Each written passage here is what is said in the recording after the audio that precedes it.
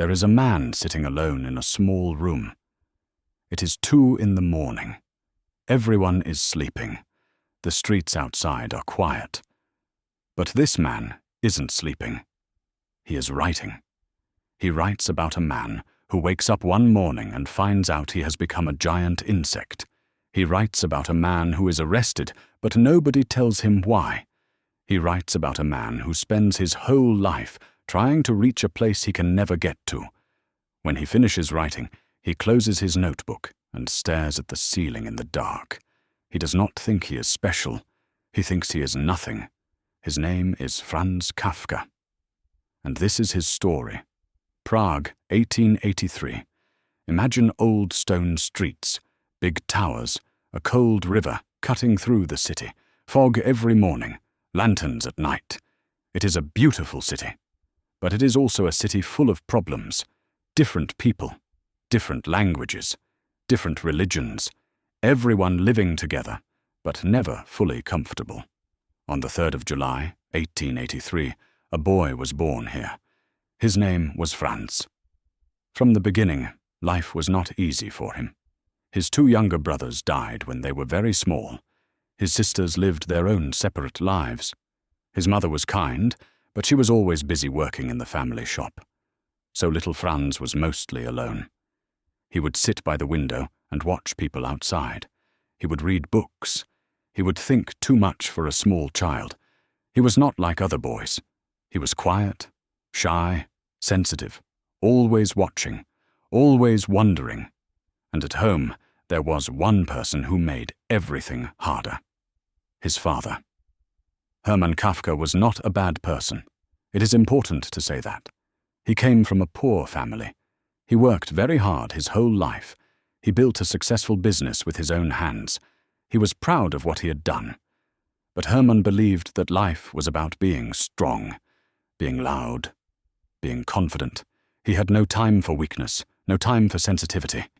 And then he looked at his son Franz, thin, quiet, nervous, always reading, always dreaming, afraid of arguments. Hermann did not understand his son, and he did not try to. He would laugh at Franz at the dinner table. He would ignore his opinions. He would make Franz feel small without even trying. He never hit him, but his words and his silence were enough. Franz grew up feeling like he was never good enough. He spent his whole childhood doing one thing: trying to make his father proud. He never could. Many years later, when Franz was already a grown man, he sat down and wrote his father a very long letter, more than 100 pages. In it, he tried to explain everything: the fear, the pain, the years of feeling not enough. He gave the letter to his mother and asked her to give it to his father. She read it. Then she gave it back to Franz. She said it would only cause problems. Even that door was closed to him. Franz studied law at the university in Prague, not because he wanted to, because his father wanted him to. He finished his studies and got a job at an insurance company. He helped workers who got hurt at their jobs. He was actually good at this work. His bosses liked him. He got promoted. But inside, he felt nothing. Every morning he went to work. Every evening he came home. Every night he waited for the house to become quiet. And then, after midnight, when everyone was asleep, he sat down at his small desk. And he wrote. This was his real life. These quiet, dark hours. These pages that nobody read. He was always tired. He did not sleep enough. He did not eat enough. He was running on empty most of the time. But he could not stop writing. It was the only time he felt alive. He once wrote in his diary, "I hate my job. My body is always sick. My family does not understand me. But at this desk at 2 in the morning, I feel more like myself than anywhere else." So every night he came back to the desk. For years and years, a man living 2 lives, belonging fully to neither.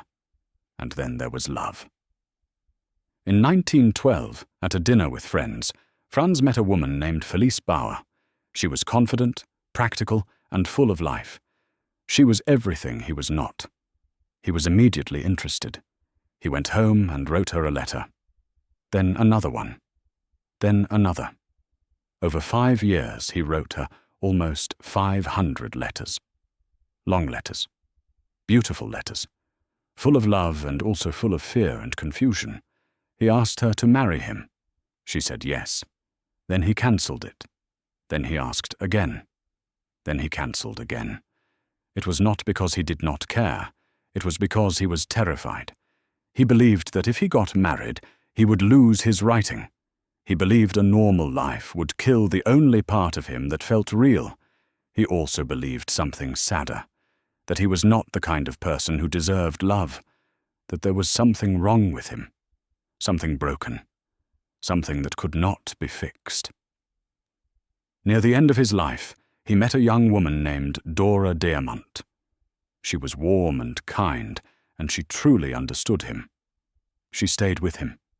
She did not leave. But by that time, it was already too late. The stories Kafka wrote were very strange. There is no other way to say it. In one story, a man wakes up in the morning, and he has become a giant insect. His family is disgusted. They stop feeding him. They stop talking to him. They slowly forget he is a person. And then one morning, he dies. His family feels relieved. In another story, a man named Joseph K. is arrested one morning. Nobody tells him why. He spends the whole story trying to find out what he did wrong. He tries to reach the court. He tries to talk to the judges. But the system is impossible to understand. And at the end, without any explanation, he is killed. In another story, a man tries to reach a castle on a hill. He can see it clearly. It is right there. But every time he tries to get inside, something stops him. A guard, a rule, a locked door. He never gets in. These stories feel strange, but they also feel very real, because this is what life actually feels like sometimes, isn't it? Being punished for rules you did not know existed. Working hard but still feeling invisible. Asking for help and being sent to another office. Feeling like you changed overnight into someone you do not recognize. Kafka didn't invent these feelings. These feelings existed long before him. He just wrote them down honestly. But almost nobody read his work while he was alive. He published a few small stories. Some people noticed. Most people did not. And Kafka, who already thought he was worthless, saw this as proof. He burned his own pages. He threw them into the fire and watched them disappear. He called his own writing nonsense. He said he was the worst writer he knew, and still he wrote. Every night. Because he had no choice. Writing was not a hobby for him. It was like breathing. He could not stop even if he wanted to. In 1917, Kafka started coughing and could not stop. The doctors examined him and found the answer nobody wants to hear. Tuberculosis.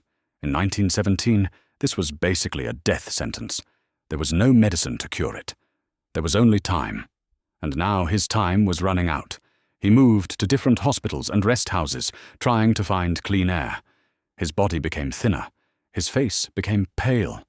But his eyes were still sharp and alive. He kept writing. Near the end, he fell in love with Dora Diamant.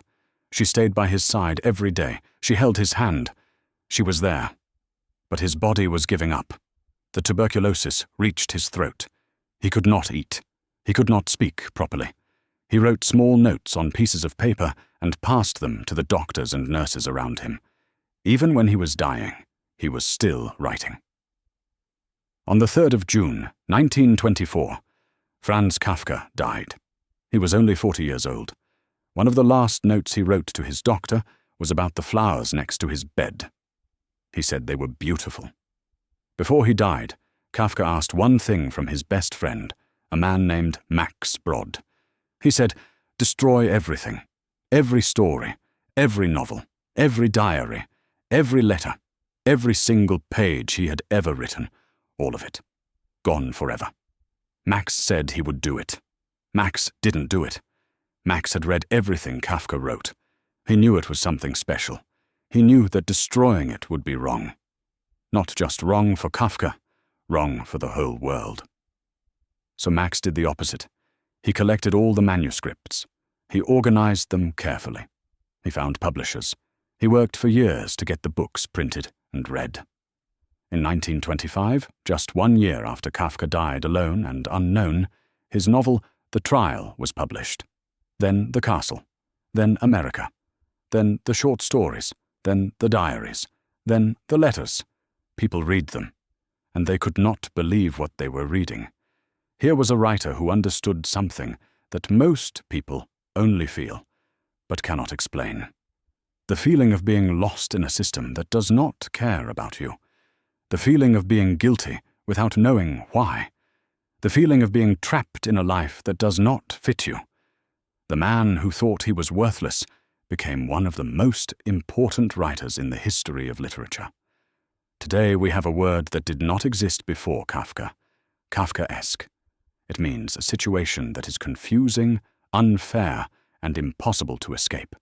A situation where nothing makes sense, but you are still expected to follow the rules, where you ask for help and nobody helps, where you do everything right and still get punished.